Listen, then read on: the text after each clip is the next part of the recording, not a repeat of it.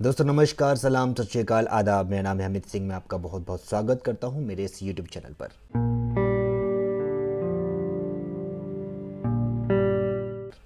दोस्तों आज हम लोग बात करेंगे बहुत ही इम्पोर्टेंट चीज़ के बारे में, डायलॉग्स।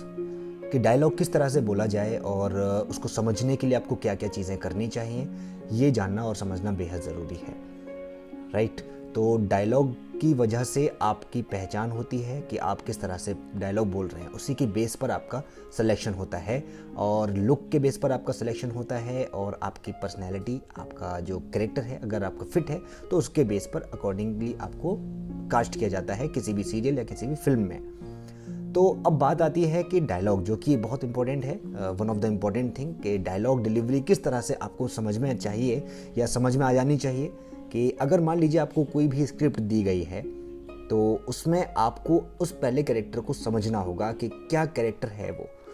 उसके बाद उस डायलॉग का जो टेम्पर है, पिच है, किस तरह से बोलना है, उसका बिहेवियर क्या है, उसका एटीट्यूड किस तरह से रखना है, ये सारी की सारी चीज़ों पर ध्यान रखना है। उसके बाद उस डायलॉग को बोलने की कोशिश करनी है। पहले कैमरे के बिना बोलिए, देन उसके बाद कैमरे के सामने बोलिए। इसलिए कहते हैं कि प्रैक्टिस कीजिए। पहले आपको कैमरे के पीछे प्रैक्टिस करनी होगी, पहले रिहर्सल करना होगा। रिहर्सल के लिए लोग बुलाते भी हैं, कभी कभी सीरियल्स के भी रिहर्सल्स होते हैं, कभी कभी नहीं होते। ऐसा नहीं है कि अक्सर सीरियल्स के रिहर्सल होते नहीं होते। तो ज़्यादातर जो होता है फिल्मों के रिहर्सल्स होते हैं। तो कभी कभी अगर सीरियल्स के रिहर्सल नहीं हो रहे तो उसमें डायरेक्ट आपको जाना होगा। तो सोचिए कितनी बड़ी बात है कि आपको बिना रिहर्सल के भी आपको डायरेक्ट परफॉर्म करना पड़ सकता है। इसका मतलब वहाँ पर बहुत ज़्यादा मैच्योर बच्चों को लिया जाता है, मैच्योर एक्टर्स को लिया जाता है। मैच्योरिटी लेवल बहुत अच्छी होगी तभी आपको लिया जाएगा। इसके लिए आपको डायलॉग डिलीवरी करना आना बेहद ज़रूरी है। तो ये भी आपको याद रखना है कि आपकी जो डायलॉग डिलीवरी है, जो कैरेक्टर है, उसको पकड़ कर रखना है कि ये डायरेक्टर है, ये कैरेक्टर है और ये इस तरह से अब मुझसे करवाएंगे।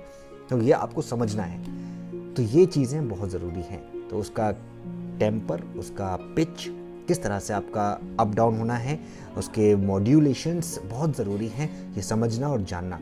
तब जाकर आपका जो डायलॉग है वो बहुत अच्छा हो जाता है। अब बात आती है कि उसको आवाज़ को सही कैसे किया जाए या फिर डायलॉग को किस तरह से हम उसको पकड़ कर रखेंगे। दोस्तों को क्या होता है कि जब हम कभी भी कैमरे के सामने जाते हैं या फिर यूनिट के सामने खड़े होते हैं या फिर एक्ट करने वाले होते हैं तो उस वक्त हमारे अंदर बहुत ज़्यादा प्रेशराइज हो जाता है कि यार सब लोग होंगे, और मान लीजिए किसी रोड पर सीन है तो बहुत ज़्यादा नर्वस भी हो जाते हैं। तो उस वक्त क्या करना है, आपको अपने ऊपर बहुत ज़्यादा नियंत्रण रखना है, राइट। आपको बहुत ज़्यादा धैर्य रखना है कि यार अब मैं डरूंगा नहीं। उसके लिए आपको लंबी लंबी सांसें लेनी है, कुछ एक्सरसाइजेज हैं, योगा हैं, वो करना शुरू कर दीजिए। कपालभाति हो गई, आपका अनुलोम विलोम हो गया। उससे क्या होगा कि आपका जो सांस का आदान प्रदान है वो सही और संतुलन हो सकता है। आपको जब चाहो उसको उस तरह से करना शुरू कर दो।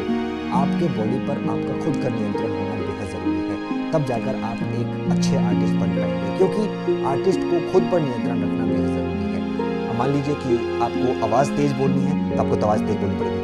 अगर आपको स्लो बोलनी है तो आपको बहुत ही ज़्यादा स्लो बोलना होगा, क्योंकि स्लो बोलना बेहद ज़रूरी है। अब मान लीजिए कि आपको आवाज़ को पिच बढ़ानी है तो पिच बढ़ानी पड़ेगी। आपको पिच पतली करनी है तो पिच पतली करनी पड़ेगी। आपको मोटी करनी है तो मोटी करनी पड़ेगी। ऑब्वियसली मोटी करनी पड़ेगी, क्यों नहीं करनी पड़ेगी। मोटा करना बेहद ज़रूरी है। आपको आवाज़ को मोटा करना, आवाज़ को पतला करना आना बेहद ज़रूरी है। अगर ये सब चीज़ें नहीं आएंगी तो आपको दिक्कत हो जाएगी, क्योंकि आपकी आवाज़, आपका डायलॉग, आपका लुक, इन सब चीज़ों को देखने के बाद ही आपका सिलेक्शन होता है। तो this is one of the most important thing कि आपको डायलॉग्स को समझना, उसको सही तरीके से करना बेहद ज़रूरी है।